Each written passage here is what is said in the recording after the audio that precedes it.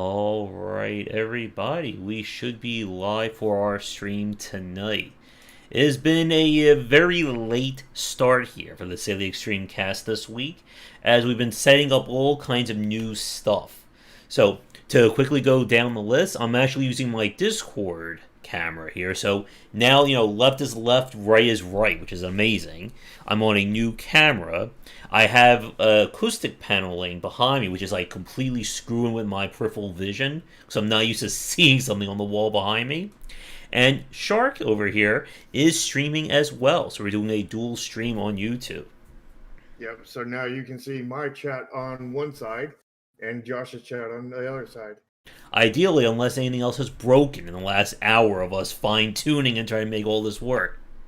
Yeah, I mean it's been a challenge, to say the least. Mm-hmm. So you can now check out my stream, and my layout on the Nexus Games LLC channel. Mm-hmm. Is down in the description if you guys don't have access to it. And for people watching this on Shark Stream, there'll be links to my YouTube channel and my Discord in his description. Yep. And this is going to be difficult to get used to. Oh, yes.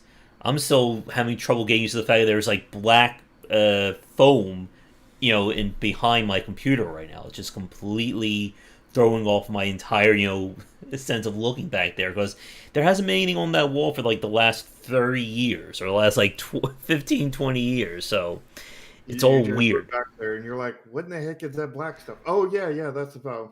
And then 5 minutes later, what the heck is that black stuff on the wall? Oh, yeah, the phone. I may have to raise my monitor up so I don't see it as much, too. But it is helping, right? You're not hearing the echoing as much?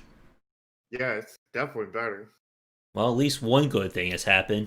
Speaking of good things, I finally ordered my new headset, which should arrive on Thursday unless another pandemic happens, and then it will arrive maybe by 2023. I mean, this pandemic still hadn't ended, so... I don't know. A double pandemic. Like, what is it?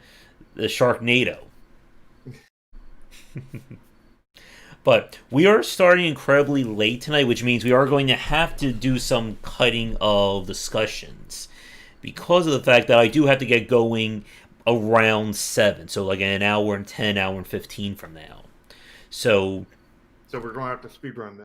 Yeah, we're going to have to speedrun this discussion here. But for those of you new joining us, we do normally start around 4:30 EDT. It's just loads and loads of technical difficulties screwing with us tonight.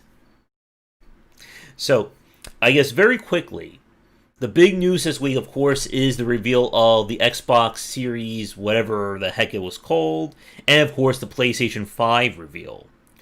And by the time you're watching this, those pre-orders are long gone. So, what did you think of the whole Sony announcement? I didn't watch it, to be honest. Mm-hmm. Did you watch it? Not really. All I saw was the news of having... What was it? There going to be a different price for the disc and discless version. Oh yeah, I already knew that. And there's, of course, the big reveal of... Demon's Souls Remastered, which is also coming to the PC. So, which means I don't really have a reason to buy a PS5 right now. I mean, did you have a reason to buy it without one? Because I mean, the remaster, is it anything more than a port? Well, they are completely redoing all the graphics. It's all looking fancy in 3D. So it's maybe more of a remake. So they're doing a graphics update. Mm-hmm. And I don't know, like, I still have, 185 games on Steam on my wish list. Oh, I'm sorry, I'm down to 147. I bought a few over the sale here. But all those game demos I like, they got added to my list. I'm still up to about 800 games on Steam I haven't played yet. So, I don't know, I'll get to things eventually, right? Maybe one day. Oh, good. Oh, that's actually good to know that the studio chat actually works in OBS now. Yeah. See? We're learning new stuff all the time here. Yeah, I figured, I was looking at it being bare, and I was like, yeah, let's go ahead and put a test down. Just be on the safe side. Yeah, All I'm right. sitting here watching it, but there's no telling if it's actually going to show up. That is true. It is your first stream. The very first. Okay. Well, on YouTube anyway. Yeah. Stream tons on Twitch.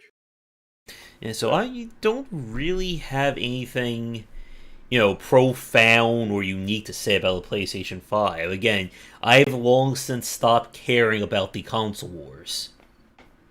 Yeah, But I'm I I have two since I got a PC. Mm-hmm. Getting a PC will change your opinion on consoles. You'll be like, why would I get one? Mm-hmm. I still have PC updates to do. I still need to get the next thing is probably get another monitor or get two new monitors, and then maybe go for a green screen after that. So yeah, there's still a lot to do around here. Why don't you get 8 new monitors so you can have 9, and you have the Rubik's cube of monitors. Well, I don't know if my family would like me to just turn this whole wall into a monitor. I mean, they might see you do that and be like, "Can you do that to the living room? We need a bigger screen in there."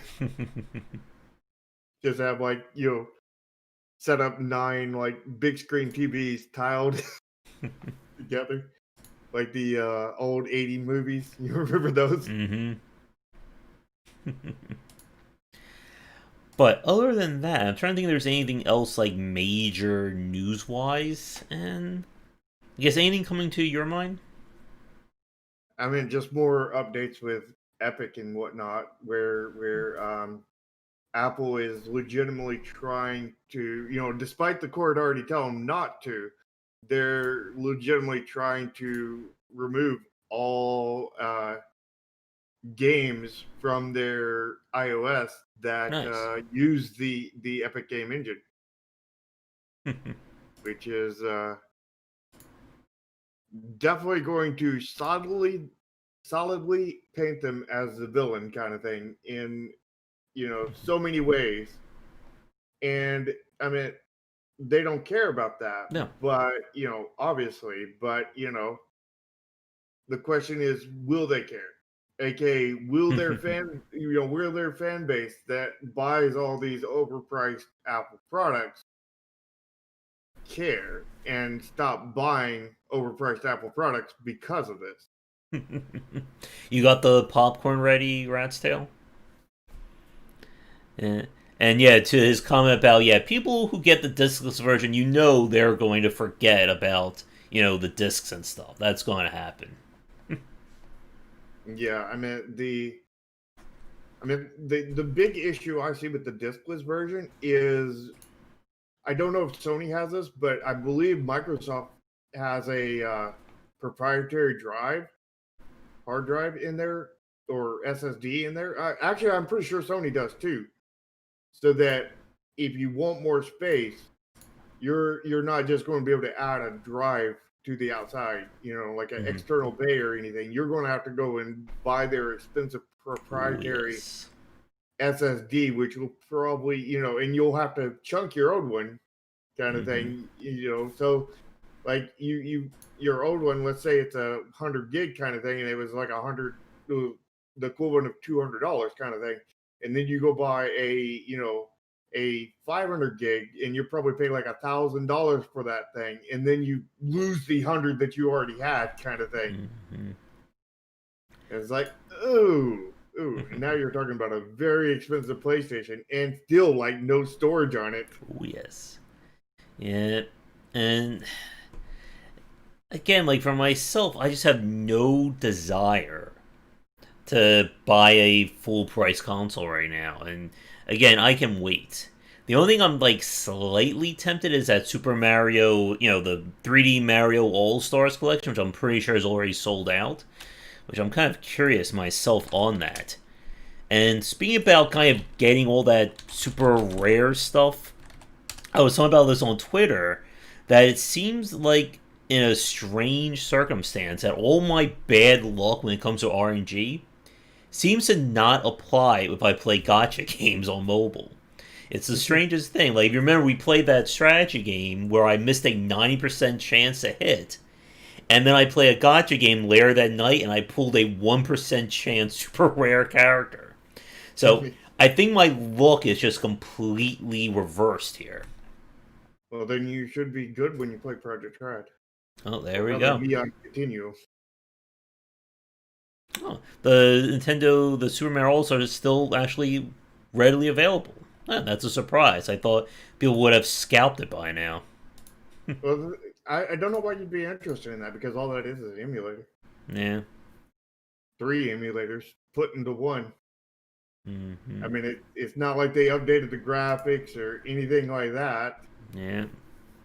You know, if they had, I would be interested in it. But since they didn't, I have zero interest. I have a lot of issues with it because they haven't done literally anything with it, kind of thing. And sorry about starting so late, Silicon. Like we said earlier, it was just a host of technical difficulties that kind of push things back. But we'll start normally around our 4 p.m. time next week. Hopefully. Yeah. Hopefully we'll start even earlier. Mm-hmm. Like on time instead of like 20 minutes late or so. Yeah. As usual. But let's get to some weird games now. And we'll push through to our main topic. Because I got some weird ones that hopefully won't be too long to get to. Yeah, so we starting with Cybernetic Vault? Yep. Oh, no. Oh, wait. Oh, and now we have some even more technical difficulties to deal with. No, it's broken on your side?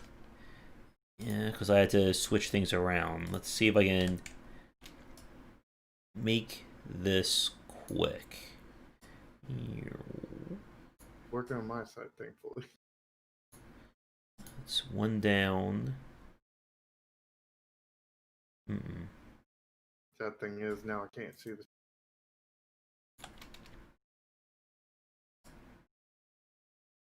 That's not gonna work. Alright, I will have to fix this. Wait. I wonder if I can take. No, I changed that. Alright, I'll have to fix that for next time then with the chat. Alright, that should be good enough for right now. Let me move me down here. There we go. Yeah, so this first game, Cybernetic Vault, just I don't know if English is the first language or not, or they just use like a word generator. It is a satirical adventure game with an anti-science story. Feel yourself a crazy genius. Do you feel yourself a crazy genius? I mean, I do. Mm-hmm. To say it, sometimes the world depends on half-educated people, and you don't need knowledge to be a genius. That sounds like Safely Extreme right there. Yeah. Fight for the future of science. And none of this actually describes what this kind of puzzle solving is. Well, it's an interesting first-person story. Yeah, it's very, very interesting. So this next one, Songs of Six. I'm sorry. Sounds like six. If it's Songs of Sticks, then we'll definitely get copyright claim. So this one, wasn't that the Old River Stick? Or the band from the 80s. Oh yeah. So this one, it sounds like one of those, this could be an amazing game, but it also sounds like a developer going way beyond their depth. It's a grand strategy game. You can have 20,000 individual units in combat. Looks like you can have slave labor. Appears to be a Kickstarter game. Build seems up to 30,000 individuals. You know, the bear map kind of reminds me of like I don't know, like a cheap Factorio kind of thing. Mm-hmm. Early, like Alpha 1 of Factorio kind of thing. Yeah, so again, it sounds very Dwarf Fortress esque, but there's a problem with that. Do you think this game is really going to be the next Dwarf Fortress? I mean, it can't be because I mean, the next Dwarf Fortress is already out. Mm-hmm. It's called Dwarf Fortress. So no. Mm-hmm. Oh, I love this description. How many red flags does this create? I was initially put off by the UX UI, but pushed past the first 15 minutes. And then once I got the hang of it and restarted, then I started playing this game. Is that like a review or something? That's feedback from prototype players. Oh, jeez. That's actually good. That'll be a good segue when we get to our main topic. Yeah. Wow. A little bit. But... Mm-hmm. Ultimately, this game is a long-term thing. Good. Early access launch planned for September, well, for tomorrow. It has been in prototype for... This game has been a prototype for 6 years and will be in early access for a long, long time. How many red flags just came out of your mouth? 30? Probably more than that.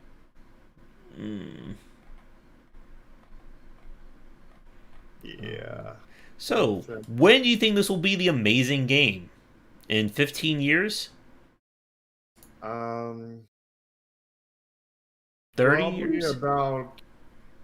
Will we still be 10 alive? years after they quit making it. Okay. Maybe the robot apocalypse will happen. Yeah, that's about when it's going to get done. Is when the robot apocalypse comes, and then they see this game, and they're like, "Hey, they never finished this. You know, this was made 200,000 years ago. Yeah. But you know, we're robots. We can finish it in like 3 seconds. You know, 2 seconds if we skip our compute cycles." So our next game is Gummy Bear Mafia. And this just gets on for the name alone. And I like this gameplay. No, it's not gameplay, it's gameplay. In this game, you will be using your mouse a lot. That's good to know. This game does not have any Steam achievements or anything fancy like that. I mean, you know, taking out fancy stuff is number one way to sell your game. And there's spelling errors on the screen. Attack is used in taking control of a sector. Oh boy. Alright, this next one, The Long Gate. It sounds interesting, but in the same vein, I can't see this being marketed towards somebody who wants to play this game. All of the Long Gate's puzzles are based on real-world technology, so you'll have to learn about quantum circuitry and a 4-bit quantum computer. You know about that, right? Oh yeah, absolutely. That's child's. 3 different classes of puzzles: digital, analog, and quantum. And I think that optional hints will probably be required hints for a lot of people. And there probably won't be enough. Can you see quantum puzzles here? Oh, I mean, like I can see it in like 5D. Nice. You know, it'll be interesting when they go to make a sequel to this. Mm-hmm. They call it the Wide Gate. and then the third one will be called the Long and Wide Gate. There we go. So this next game, The Dark, is a survival RPG that, once again, I don't see anything unique to it. I think indie developers have been making the same game for the last 20 years. I think you messed up the name. It's not The Dark, and then it's a survival RPG. It's The Dark Survival RPG. Okay. Very, very important distinction, you know, to not be confused with the other game called The Dark. Mm-hmm. Or The I'm Long sure Dark. yeah, I'm pretty sure there's another game called The Dark.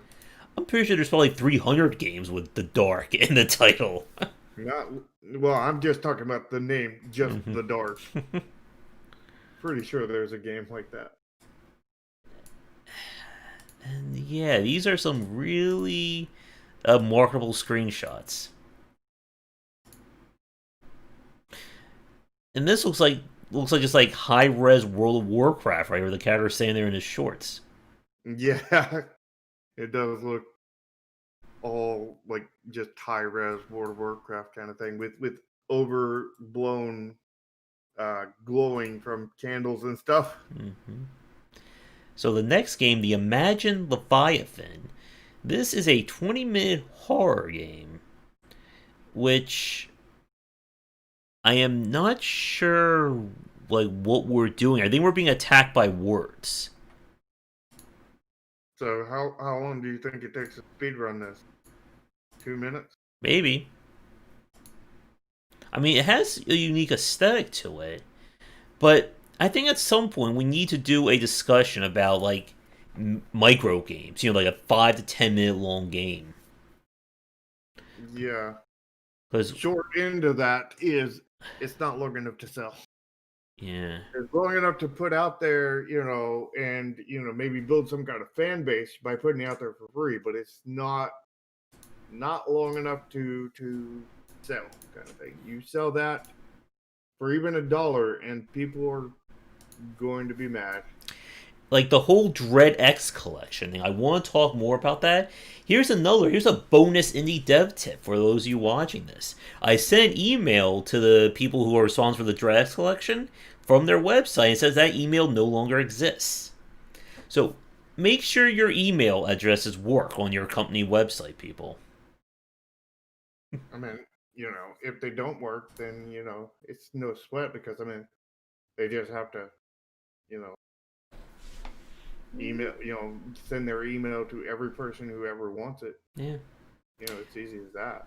To a Rat's question about Canuary, 45 minutes, I don't know, I think that's kind of like straddling the line, wouldn't you say, of a micro game? Yeah, it's a tiny game. Not to be confused with a micro game. Yeah. Or a Yeah, miniature micro. game. Yeah. I mean, like, ideally, you want your games to probably be at least 2.5 hours, Yeah. just so you can get outside that Steam refund area. Yeah, and when we talk about micro games, that's usually would you say between, I don't know, 5 to 30 minutes? Sub 30, probably. Yeah. Let's see. And for this one, it seems like you have some neon competition here. This is Neon Fusion. Face this rescue mission. Okay. 2D Yeah. and again, I like how it's a 2D platform and action game where the areas are interconnected. So is it a Metroidvania? The problem is I'm not seeing any actual neons in here. That's a good point there. The world in neon style in pixel art. For its wait, pixel art completely brings details for its simplicity and game of cores. What is a game of cores? I don't know. Is Ge- that the American beer, Coors beer? I don't know. Well, there's purple. Isn't as we all know, purple automatically makes it neon, right? Yeah, exactly. I meant the blue, the last one is the closest to being neon, but that's not neon. I mean, neon is not ground and ceiling. Neons are light, Yeah. That and I mean sucks. that is light looking. It looks like lights, but it's not lights. It's ground. And yeah, to Rat's comment about introversion, yeah, that really sucks. And I've tried emailing the press people, and they never get back to me. Let's see. So this next one gets on there again for its title, Battle Sad Boy. Are you the sad boy, or are you fighting this, or are you fighting the sad boy? Maybe both. And yeah, this is definitely a Bad boy balance. and this just seems like a Google translation nightmare. It's a mini game. It's a cartoon game. The game is a third-person character sword fight. It talks about different topics in each chapter. Wait. Yeah, I mean, Google liked that one. The story in the first chapter talks about a leader who kidnaps the brother of the hero of the story, and then the hero fights to save his brother. And also, the game contains platform gas as well. Platform gas. I think we found our new meme here. There we go. Platform gas. You got some platform gas in that? So it's not. I guess all platformers need platform gas. Yeah, yep. All platformers need platform gas. Let's see. Features: variety of enemies, pass level via teleport, fight enemies and cross obstacles, different soundtrack in every level, many modes for gameplay. Many modes. But how many is too many? Too many. Let's see. This next one, I can't read some of these descriptions. I think I may get me a D mod. Yeah. The Great Adventures of Himiko, and I don't know what that is. And look at these images. Yeah. There's a nose with a foot. I got like the 2 feet in the second one. Let's see. Okay. Oh, the 2 feet are attached to a giant nose if you look above it. Mm-hmm. On the second one. About this game. They're using the P-hole, which I'm sure that won't cause any misconstruing what that means, right? None. Absolutely none. If I say that normally, I'm pretty sure I'm going to get a D mod, and I'll also get Shark a D mod too because he's streaming it too. Isn't that great? Both a D mod. Now Shark can't recommend some of his games, and he'll get in trouble too. Yep. I'll get myself demodded. Mm-hmm. So this next one, let's see if you can spot the red flag, Shark.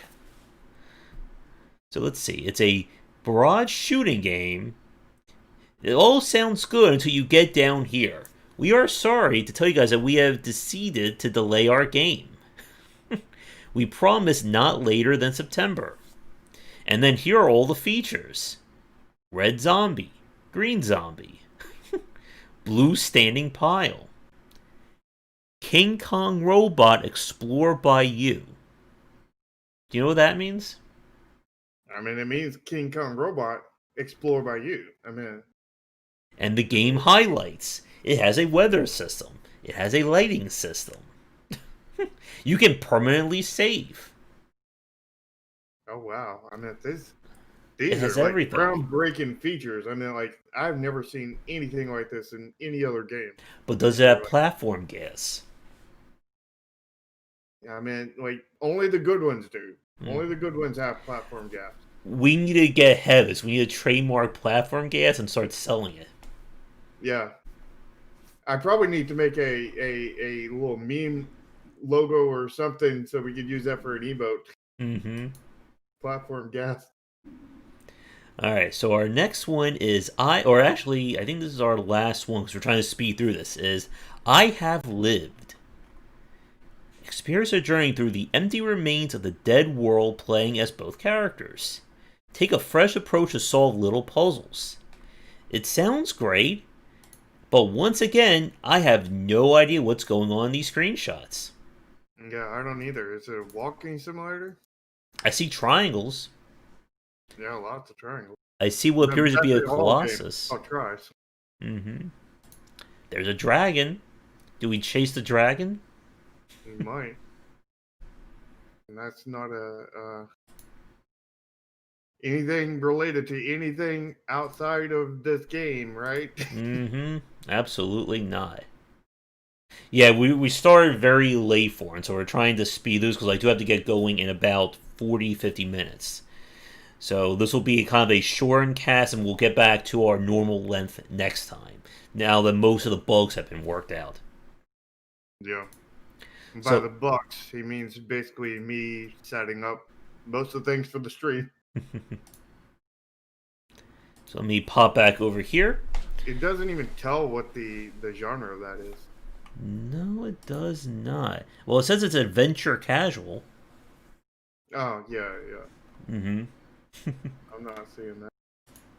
So let's get to our main topic then, because we're going to try and speed through this, but we'll see where we go with it. And that has to do with the idea of purposely making your game frustrating to play. And I know this, for those of you watching this live record right now, it sounds like a very weird thing to say. Why would you make your game frustrating? But it's something that we still see developers, especially in the indie space, do. And the thumbnail that I chose for my side included two games that I played during the Steam or the PAX Online Festival. One was, I think, a Limited Mask or Limit Mask, and the other was Non-Guns. And Non-Guns in particular, when we played this game, it was just very frustrating in terms of how it was set up. The UI is all using symbology that the game never references. It had to do a lot with, the controls just didn't make any sense. It was very annoying to play. No idea what the goal was.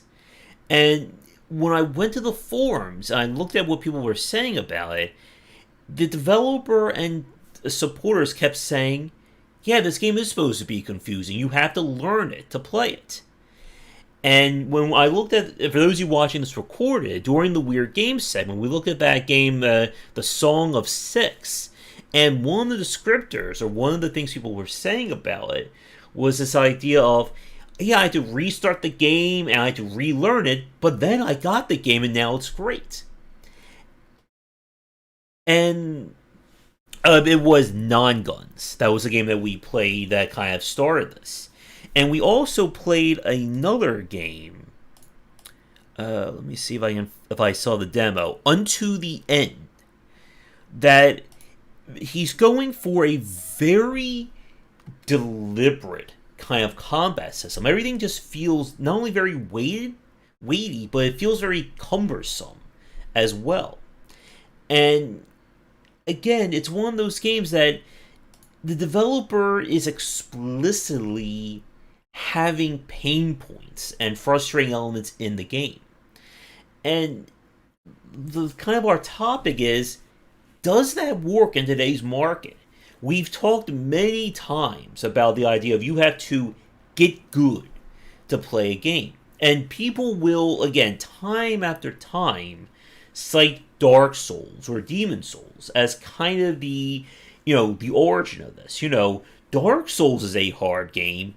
It was a good game, so hard must be good. So if I make my game frustratingly hard, it must make it very good. Isn't that right, Shark?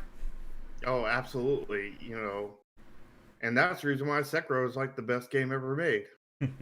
Because a stealth system that enemies can see you through solid objects, perfection. Or something like Getting Over It. Yeah, I mean, Getting Over It was a perfect game because the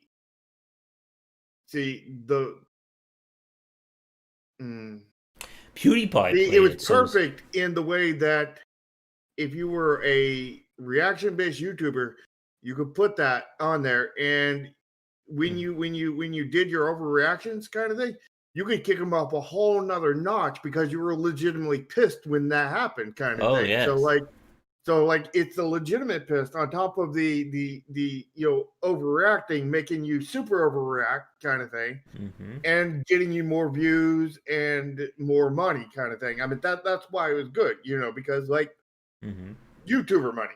Yeah.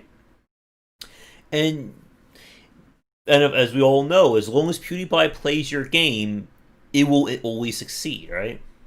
It's 1-to-1. Absolutely, because like nobody's ever been covered by PewDiePie and not succeeded, except for a few people, and a few other people, and a few other people, and even a few other people. Oh yes, and to Rat's tail point about Hollow Knight, yeah, like Hollow Knight is a hard game, but it's paced very well. That Mask game that I played, like that one, like that is not how you do a good demo, because there is no onboarding whatsoever. And again, people will argue, well, I'm trying to make the player figure things out on their own. But if your game is frustrating to play and the player doesn't even know, how these things exist, they're not going to figure things out. Like, all right, I've got a game for you, Josh, right? Okay. There's 5 bottles, with potions in them, right? One's red, one's yellow, one's green, one's orange, and one's blue, and one's black. Now then, figure out how to play. Yeah. And, like, this is... the thing you didn't notice there was more than 5. Oh, good. And, like, this is the problem with Limited Mask. Or Limit Mask. No, I'm sorry. Link Mask. Again, I keep confusing the name here, like so many other games. But with Link Mask, each mask gives a different kind of movement tech. One mask lets you wall jump. One mask lets you double jump. The game never referenced any of that in that demo. So if you don't play platformers and you don't know that a double jump exists, how would you know how to play that game? You might accidentally jump. And that's what the developer is intending on you doing. You're going to mash the A button, and you'll discover it's a double jump. But yeah, good luck on that unless you give them some kind of tutorial, and that tutorial can be, just here's a wall, and and they run to it, and you basically, force their mind into pressing it twice, kind of thing. Yeah. Maybe put 2 up arrows kind of thing in there, You still have to onboard the player. I mean, because if you don't, then they're not going to know. They may fool around with it until they get frustrated and then quit. And, maybe if when they're fooling around pressing random stuff, they eventually get it kind of thing. But more than likely, they're going to quit before they get it. That is such a stretch in terms of thinking that and again, like, this is not something that's limited to just 1 or 2 indie developers. We have seen this many times with developers who will outright refuse any onboarding, because onboarding is telling the player what to do, and I don't want to tell the player what to do. I want the player to discover things on their own. But again, the problem, and what kind of is this kind of like the capper for this discussion, is that you don't want the player to be frustrated. And well, I think the problem is they don't actually know what they're talking about, because they know that they played games where they felt like they figured it out, but there was onboarding in those games that helped them figure it out. I mean, it wasn't hand-holdy kind of thing and just sitting there and be like, press S, press A to jump kind of thing, and then force you to do it 3 times. It was, they did stuff in such a way, integrated in such a way that it was seamless, a way to teach you how to jump. Mario did that. The very first original Mario did that. And they did it without any kind of hand-holding, but they still onboarded, and they're probably thinking about that and just, just like, hey, it just happens. No, it doesn't just happen. You got to put effort and onboarding into that to make that happen. That's harder than making a hand-holding tutorial, which is the reason why hand-holding tutorials are so common, because that's easier. Yep, a dynamic tutorial or an organic tutorial, that is high-level design. And you have to be really good at being a developer in order to pull that off. And not every game can accommodate that. Yeah. And I mean, that's what I did on my first published game. You know, the Word of the Day Chromasia, you know, it had a very organic, very built-in, streamlined tutorial that everybody who played it pretty much did not ever realize that there was a tutorial in there. Yeah. And I want to get to Rat's comment about Super Metroid, because that's, again, a really smart example of onboarding. For those of you who don't know, in Super Metroid, you are able to wall jump literally from the opening of the game. The game does not reference that. It does not require you to do any of that. It exists. So what ends up happening is that there is a section in the game, this is, I think, in the second big area of Super Metroid, when the player falls down a hole, and they see these creatures who start running at a wall, they jump into the wall, and then they jump away from the wall, teaching the player how to wall jump. But this is the first point in the game where that is intended. That is required. That is a required skill to get out of that. And then from that point on, the player is onboarded by the fact that, hey, if there's a platform up here and there's a wall kind of like to the side of it, I can wall jump up it and get through it.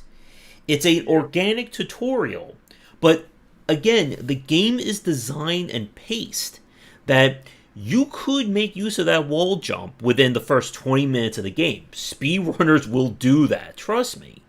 But that is not being tested by the design of the game.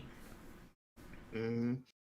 And, you know, the thing people, you know, a lot of these new developers don't understand is that a tutorial that you do not see is not the same as having no tutorial and the player just figures it out on their own. They're completely two different things. You know, you're comparing, you know, like, you know, I don't know, like a, you know, colorful crap to like a brand new Lamborghini kind of thing. Mm-hmm. Where, and then when you go to the hand-holding tutorials, that's like a Honda Civic, you know.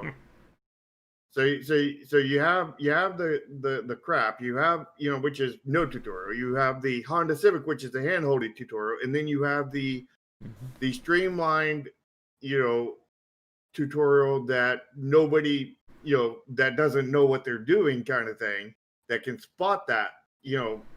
It's a, you know, hidden tutorial that fully teaches the player, but you never realize that there's a tutorial there unless you're a designer or something and can actually see, oh, I see what they did there. And for you, Rassel, we just talked about the Super Metroid example with how wall jumping was introduced and then properly onboarded for the player. And yeah, like this has always been like, again, it's that very big distinction that if you're going to require something for the player to use, you have to onboard them for it. Now imagine if the player fell down that hole and there was no lesson about how wall jumping worked. They would be like, well, the game just put me into a death pit, I'm screwed. Or they had a section before that where you had to use wall jumping before it was properly onboarded. And this is another issue that we see from kind of open world puzzle design, where if the player is supposed to be onboarded and they have to understand where, you know, what elements come in what order, if the player does something out of order and they don't understand how those mechanics layer on top of each other, they're going to get frustrated and quit again. And to another comment about frustration in small amounts does work, but there's a difference between frustration and challenge. And again, like that right there, a lot of people mess up about when it comes to Souls likes or good Souls likes. Yeah, because like the bad Souls, like they just they don't do right in many different ways, and onboarding is often one of them. You know, another way is like they punish the people who need the most help, and then they Mm-hmm. help the ones that need the least amount of help. You That know, makes I sense. played a game a few days ago from somebody who had posted it for feedback on one of the discords I'm on, and I played his game, and first thing off, like the controls were horrible. You had to use both WASD to move, you know, forward, backwards, side to side kind of thing, strafing, and then you had to use a mouse to point which direction you were in, which changed the relation of your WASD because your WASD was linked to the actual character, and then the direction of the character was linked to your mouse. And it felt horrible. And what I had to do to play it was I just limited myself to pressing W, just forward, and then I just did everything with the mouse, full control with the mouse. Mm-hmm. And that was the only way I was able to play it. But when I played it and got far enough, what it reminded me of was a prototype, a very super early broken prototype for that one game. Was it Ape Out, where you play as that ape and you like push and shove the guards and Yeah. everything? It reminded me so much of that, but you were a monster. And the big, another big issue he had was that the monster didn't feel like a monster. It felt like like a piece of glass, Oh, no. like a glass monster, because they shoot you one time, you may die in that one time, but at best they shoot you three times and you're dead, kind of thing. Mm. And there's no tell whether or not that was a headshot or not. And it's even more baffling because the fact is every time I got shot, it was pretty much always in the front because I was always going towards the thing, and I was only using the W Oh, button. no. So like it was always, no matter when I got hit, it was always getting hit from the front. So where is that headshot that one hits me, and where is it not at? And like so many confusion there, and Mm-hmm. many other things. But like it was usability there was just not there. Like Yep. And onboarding, UI, UX design, this is very important for developers to understand because so many of the games that we have played just fail when it comes to UI and UX. And this is what I think really separates, the bad games from the amazing titles. And again, we can see this in a lot of the games we've played where the onboarding is done really well. That Space Crusaders game that I played this past week, or Star Renegades, I'm sorry, that had a really good nature or really good element of onboarding. It had really solid presentation.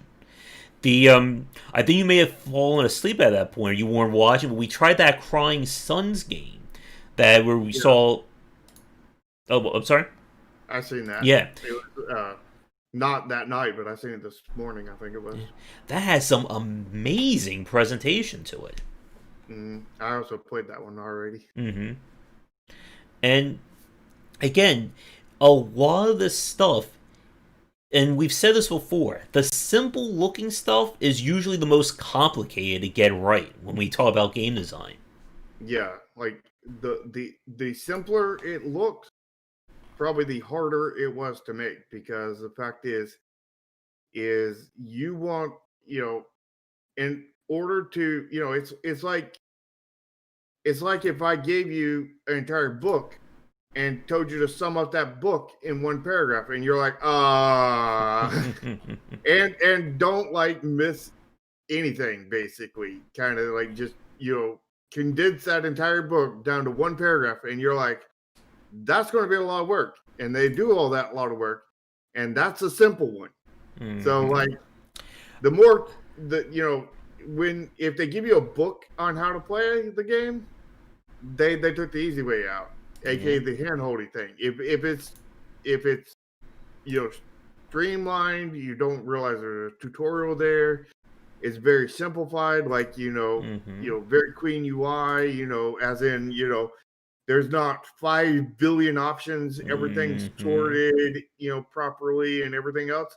That took a ton of work because like back to the word of the day, my game Chromasia, the thing with it is when you look at tactical RPGs, your normal tactical RPGs, you have move, you have attack, you have defense, and you have magic attack, and sometimes you have item too. We didn't have an item system, so we'll ignore that right there. And then under attack, and you'll have a sub menu, and then under magic, you'll have a sub menu. And we took all that, like the 4 menus and the 2 sub menus, and we turned that into 2 main menus and 1 sub menu because we combined attack and magic attack first. So it's just, all your attacks in one place. And then we put 1 sub menu in there. We should have put a divider in there that lets you know which ones were magic and which ones weren't. But we didn't. That's one thing we felt in onboarding kind of thing, in UI, UX. But the other thing was we also combined move into attack, but we also combined move into defense. So now when you press attack, you're basically pressing move, attack, and magic attack all at the same time. You're pressing all 3 of those buttons in one button press. And when you press defense, you're pressing defense and move in one button press. And there's no, you in move / defense, you just go right to placement. And in, the attack, you go pick your attack in the sub menu. And then you go right to your lining up your attack and everything. And the thing I hated about Disgaea, which we overcome by this UI, is with Disgaea, you go and you move, and then you pick your attack, and you're like, dang it, I'm 1 square off. And then you move back, and then you move back out, and then you find out now you're 1 square off to the other side. You go back, and you redo it, and now you're back where you started at. You go back and undo it, and now you finally got it right, and now you hit the attack. Where mine, you're moving and lining up the attack at the same time. So it's just seamless. And then the other thing we did was, with those games, you have to, rotate it, manually. You have to, choose a direction kind of thing. And what we did was we still allowed you to manually rotate. But we also said, hey, if there's an enemy in the area where, one of the 4 directions would be facing kind of thing, face that way. Basically an auto target. And I found that 99% of the time, I never had to even manually rotate. Which I didn't even think it was going to be that good. I thought it was just going to be, hey, this is going to get like 20% of the time, but it got dang near 100, and I was actually shocked with how good that was. And again, like when we talk about how simple these things can take time, the best example is from Plants vs. Zombies and doing all the onboarding and UI UX to make that as streamlined as possible. I keep referencing that talk George Fan gave at GDC. I think it took like 6-7 months of iteration and playtesting to make a UI that most people will look at and go, yeah, it's just some dumb casual game. Who cares about it? But man, Plants vs. Zombies, man, that had tons of just work into that UI, UX, and the onboarding and everything else. They poured so much work into there. It was crazy. Yep, and again, and the thing is most people will probably look at it and be like, "There's no tutorial in here," or "There's basically none." But there's a lot of tutorial in there. There's a shocking Yes. ton in there, but it's streamlined so good that you don't realize it. And the Teaching fact people. is that, and the difference between that and just having nothing, no tutorial, is like so night and day difference. Like it may not look night and day difference, but it is so night and day difference because one side, both sides feel like it doesn't have a tutorial because one side actually doesn't. But the real difference is one group learns it and never gets frustrated and really enjoys the game. The other group, 99% of them rage quit, throw the controller at the monitor, break the monitor, shattering it all over the place, They're not and playing. then get pissed off about that and start some kind of frivolous lawsuit against you for making you break their monitor because you frustrated them with your game, and the other like 1% play it and it's like, oh, this is the greatest game ever. And yeah, Actually, like less than 1%, but and with Plants vs Zombies, it was designed to teach somebody who has never played a tower defense game about tower defense design. And what they did was essentially say, or what we've said before, they treated the game as a way of introducing somebody who's never played it. They understood that someone was going to play Plants vs. Zombies who has never touched a tower defense game. And they had to design a game to accommodate that. And I think you need to do that treatment to all games. exactly. And this is where a lot of indie developers just flat out fail. Is that they assume that because I'm an indie developer, only, the hardcore, super expert players are going to play my game. If I make a 2D platformer, I assume every player is going to be the super high level Kaizo player. The one who can beat a Kaizo game in, less than 100 deaths. Or if I make a first person shooter, then all I'm going to get are, the top 10% Quake players in the world playing my game. And you cannot do that in today's market. Because if you can, you just will fail horribly. Yeah. Because that decision always causes a cascading effect when it comes to the onboarding of your game. And all right, Ratsail, see you later. And when you start going down that route, it compounds these UI and UX issues. And again, there's a huge difference between making a very challenging, skill-intensive game that the player can learn and making a very difficult game that just fights the player on trying to figure out what's going on. Yeah. And there's another aspect of, this that we haven't touched on, and that was aesthetics kind of thing. Like some people purposely make their aesthetics bad. They're like, oh, this was, we're trying to emulate NES graphics, so we're purposely making them look bad to look like that. It's like, no. You don't. NES graphics, there are some good looking NES games out there. Oh yes. Like Super Mario Brothers 3 is a good looking. The later Mega Man games. Castlevania. Those are good looking games. And oh yeah, that's again, like we don't have the time tonight because I have to get going like the next 20 minutes. But yeah, the whole modern retro discussion, that's another rant that I could have right now. And yeah, like especially this last year, we've played many modern retro looking games that they look worse than the games they're trying to emulate. And you can't just emulate them as of, oh, this is the style, this is the exact specifications, but in crappy form. That's good enough. Ship it. Yeah. You do that, and you're making your game bad on purpose, and you may capture the essence of NES games, but what you're capturing the essence of is LJN. One of the worst NES game maker of all time. I mean, if you want to be the equivalent of the worst, NES game developer, then go ahead. But you're not going to like the results because they're not going to be positive.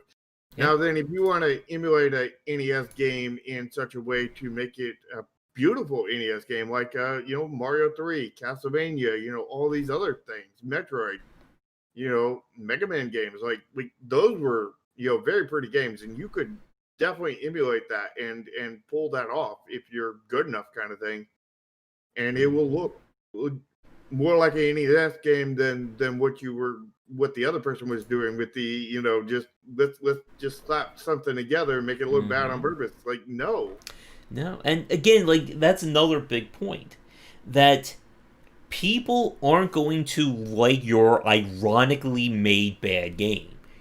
It's supposed to be a bad game. We don't have tutorials because we're trying to be edgy and satirical. No, they're just going to see a bad game. Yeah, I mean, and they also don't care if you go on your store page and say, do not buy this game. What they'll do is not buy the game. Yeah. And reverse psychology doesn't work. And to your point about kind of taking 2D or, NES-bit graphics or, that style and elevating it, we can look at stuff like, again, Loco Molito, Yacht Club Games, Joy Masher. That Infernax, that's coming from developer of Just Shapes 10. The excuse that because it's 8-bit that has to look ugly. No, that doesn't work. Yeah, I mean, 8-bit wasn't ugly by default. 8-bit was ugly when they had a crap budget and a crap art team kind of thing.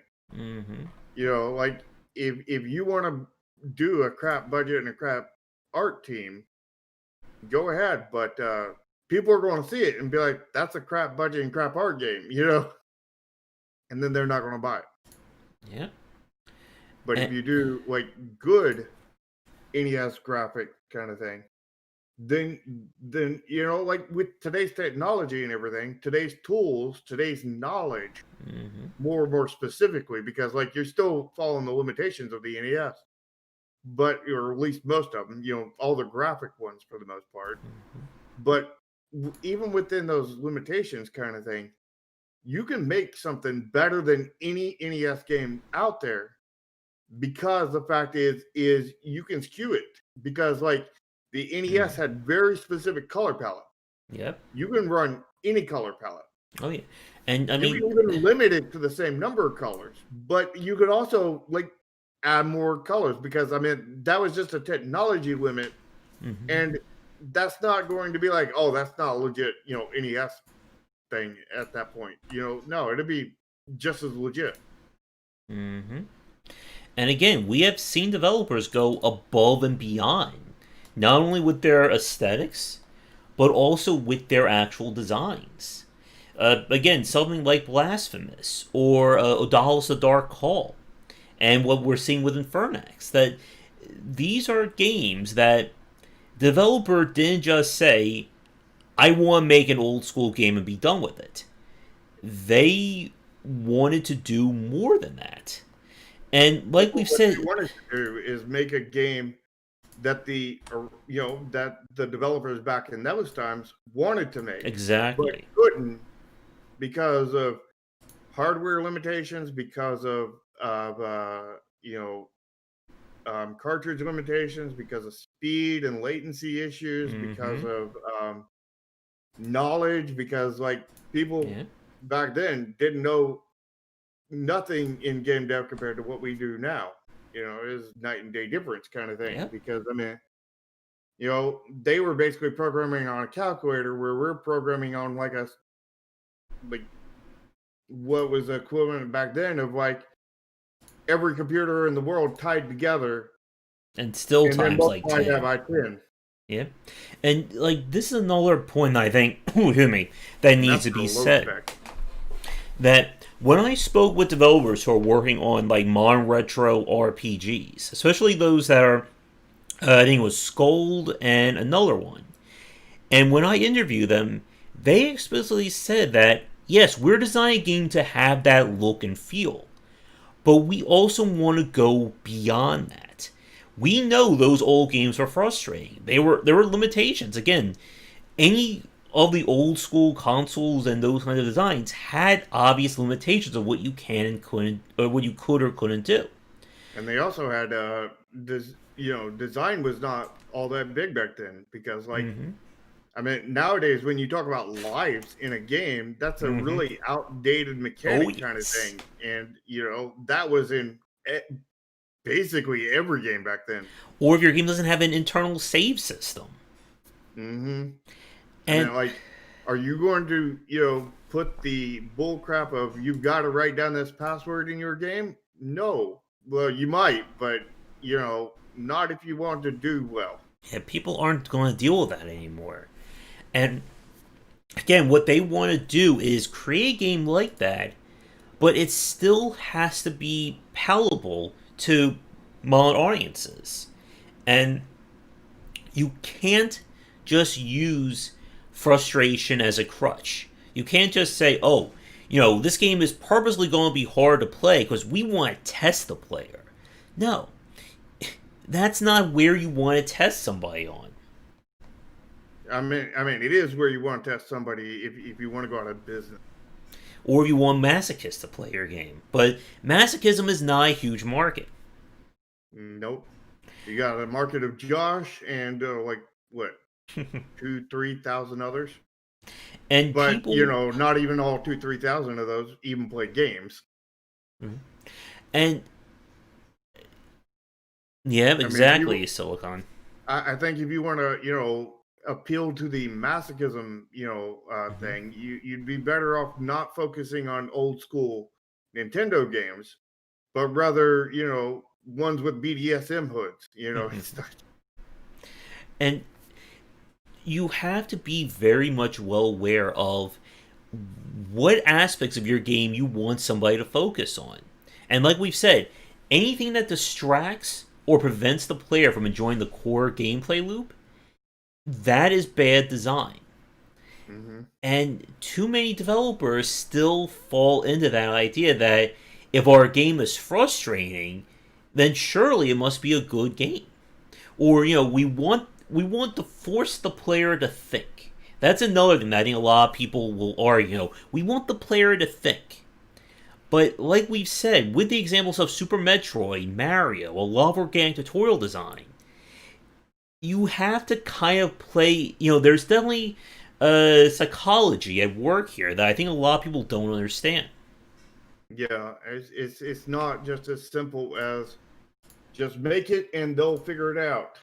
I mean, the example I gave with the potions to you, I mean, what do? I mean, like, the only thing you can really do is start clicking on things, see if the potions are interactable, and if they are, see if you're going to mix them together, see if something happens, and just keep on fooling around until something happens, And the thing is see, I made mine, like a lot of these people would, that do know onboarding, and the whole secret was the black potion on a black background, so that you couldn't even see the potion or the clear base that was on it.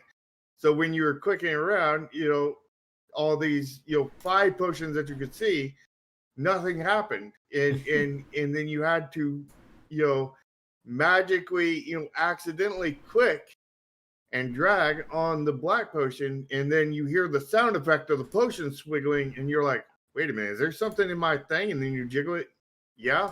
And then if you accidentally put it down, kind of thing, you're not finding it again. And then you have to find out what the heck you're supposed to do with that, which was mix it with the blue potion, because the game beat you black and blue trying to figure out that dang puzzle. Oh, and don't forget games that they end up that you're forced to replay them because you're never going to learn the game when you're first time through. And yeah, again, that is not a tutorial. That is just forcing the player to put up with a lack of or a bad tutorial. So when you see somebody say, I couldn't figure out your game, but after 3 hours of playing it clicked and now I love it, that is not a positive comment. No. I mean, it's positive that you have one fan, Mm-hmm. but it's the fact is that there's like 3,000 people, or 2,999 more people that didn't give it 3 hours. They gave it like 5 minutes. They uninstalled and got a refund. Mm-hmm. And then that one person left you that comment. Yep. And that one person will, in the 2099 that refunded did not. And, they didn't even bother leaving a review that, I couldn't figure this game out because, Mm-hmm. they didn't find it worth their time, just like they didn't find playing it for 3 hours was worth their time. So they left and they just got their money back and left. And you had nothing the wiser to them even being there. You didn't even know they existed, but there was 3,000 people that bought your game, and you just lost 2,999 of them. Oh yeah, and I want to point out something like, because people will argue this point. I'm sure if we leave it at that, somebody will leave a comment to this. That there are games that have a good amount of sales. I looked up La Mulana 2, and again, the La Mulana fan base, they are rabid about that title. Looking at the reviews for La Mulana 2, it has 421 reviews. And some people will argue that seems like a good number, right? They have a few hundred fans who left reviews. No, it doesn't. Exactly. And the problem is that, again, you don't know how many people bought that game, got fed up with that game, and refunded without saying a word. And the thing is the developers don't even know that. Yeah. Because, as, releasing games myself kind of thing, like, it doesn't tell me when somebody refunded the game. It does not tell me any of that. But I can see some evidence that there was probably some refunds because of the amount of money that I was paid kind of thing was not exactly even with the price, but the price was the same in all regions kind of thing. So, something got eaten up in like transaction fees and stuff like that kind of thing. And like, and I have no idea how many people refunded, and I have no knowledge of anything that happened. It just, there's so many, there's data points that point to the fact that something did happen there and there was some kind of refund, but Steam does not give those numbers. Steam does not have a category of refunds. They have a category of gross sales and whatnot, and those are pretty much a month behind. Yep. Which is after that you've hit the 30-day limit of being able to keep the game before you're no longer able to refund. And they only pay you once a month. So, and if that, because if you don't hit $100, they're not going to be paying you at all. Oh, yes. And I do have to get going in the next few minutes, but there's one last point I want to make, and then I'll throw over to you, Shark. That if I go to the La Mulana 2 forum and I type in things about quality of life improvements or issues I have with the game, that post will most likely get downvoted and just get steamrolled by a lot of people leaving comments saying, you don't get the game, the game is perfect, I love this game, and blah, blah, blah. And this is where that, echo chamber effect problem really comes in. Because that's a toxic fan base, but that is. And that's part of it. And again, there are these games that end up being very frustrating or very hard to play. There are people who will love it. I'm sure there are people out there who declare La Mulana 2 or Getting Over It or any of these frustrating games that we talk about to be amazing games, and there's no problems and don't change a thing. You love that comment, right, Shark? When someone says, "Oh yeah, it's perfect, absolutely perfect." And the thing is, though, is there would be a lot more people that like that game exactly had they done the proper onboarding, UI, proper art, all this other stuff. Yep, and that is the point right there about this, that frustrating games do sell. there will still be, the hardest of the hardcore, nichiest of the niche amount of people who will play that game. But... And a lot of them will be YouTubers. Oh, yeah. But you will, unfortunately, and this is kind of our big problem, you will never know what could have been. If you did the job right, if you got all that onboarding done properly and did it all right, could you have gotten more people to play your game? As a bit of a converse example here, I looked up that Touhou Luna Nights, which is kind of a super challenging kind of Metroidvania bullet hell kind of game, and it's sitting at over 7,000 reviews. Yeah, I know somebody who made one of these games that were, very, very frustrating. It was a platformer, that had the platform gas in it and everything. Well, actually, it was really lacking platform gas because it was one of these ones that had, horrible onboarding, punishment mechanics and all this other stuff that, all these red flags and everything. And, he put his game out there and, he got more YouTubers to cover his game than I did, kind of thing. And, because I basically got 0. I got 3, technically. One, we're 4 counting you, Josh. And, thing is, he got like 10, 15, 20 to cover, make videos on it and everything. But do you know what his sales were? And do you know what my sales were? My sales were dismal, but my sales were like 130 copies we sold. I think he sold 3 copies. Yeah.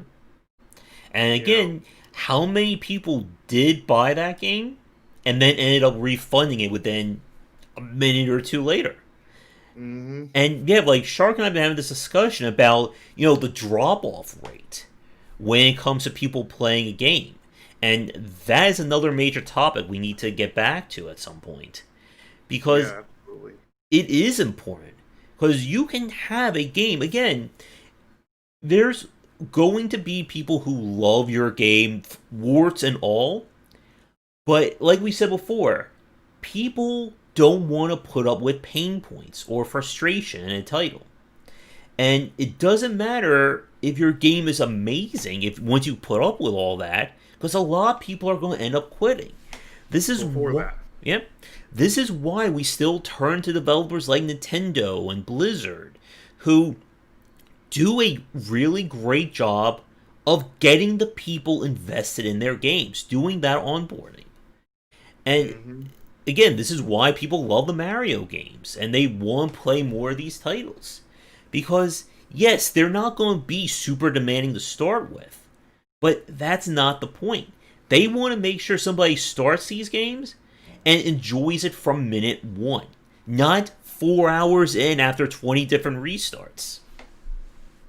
Yeah, you if you're depending on all the restarts, then you're depending on failure. Quite frankly, because like you're depending on 99.9% of people quitting your game and and frustrated and everything. And you fail all those people, and then you're the one person who makes it through all that level. That's the one you didn't fail, because that's the one that is like Superman and couldn't be failed. No matter how many bullets you shot at him, he just sit there and tanked all of them, kind of thing, because he's freaking Superman. But most people are not Superman. 99.999% of people are not Superman. They are, again, they may be the Flash, but they're going to get hit by a bullet and they're going to go down. And again, that yes, you may have 5 to 10% of people playing your game who will beat it, and they are going to be the masters, and they're going to tell you your game is too easy. Make it harder. While the other 90% of people are like, I can't even play past your first chapter. This game sucks. Refund.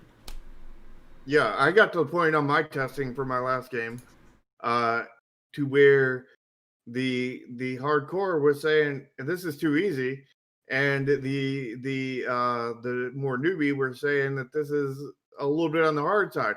I was like, that's probably a good sign that I've got it right where it needs to be. Yep. Right in the middle, where the newbies are having problems, but not like a whole lot of problems, and the hardcore is just breezing through it. Because the fact is if you go, any higher, then you're going to be cutting out everybody, all the newbies kind of thing, and then they're going to all be refunding. And you can't do that. And if you go any lower, then you're just insulting your hardcore players, and they're just going to be like, no, I'm out. Yeah. Kind of thing. And there's a lot more on this top about getting both groups of people to enjoy your game, but I am at time, unfortunately. I do need to get going for tonight because we did start so late. So, again, we'll be back next week around our normal time, hopefully without too many bugs and technical issues. But, as always, thank you so much for tuning in for these casts. Again, if you're watching this on my stream, you'll find links to Shark's Discord, Twitter, YouTube, and all that in the description. And if you're watching things on Shark's stream or record video, you'll find links to my content in his description.